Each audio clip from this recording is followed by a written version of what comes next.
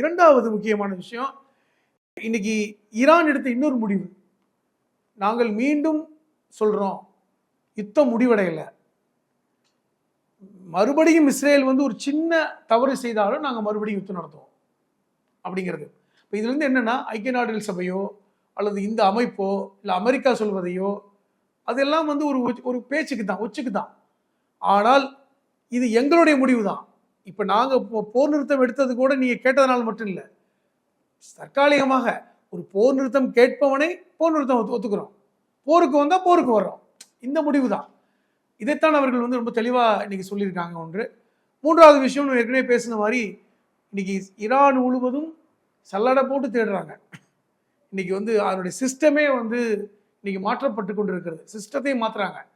இந்த ஹைராக்கி, இந்த வந்து புரட்சிகர படையுடைய சிஸ்டத்தை மாற்றுறாங்க, தளபதிகளை மாற்றிருக்காங்க.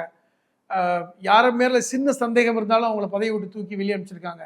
இன்னைக்கு முழுமையாக தங்களை சரிப்படுத்திக் கொள்வதற்கு இந்த போர் நிறுத்தம் தேவைன்னு ஈரான் நினைக்கிறாங்க. அது ஒரு காரணம்.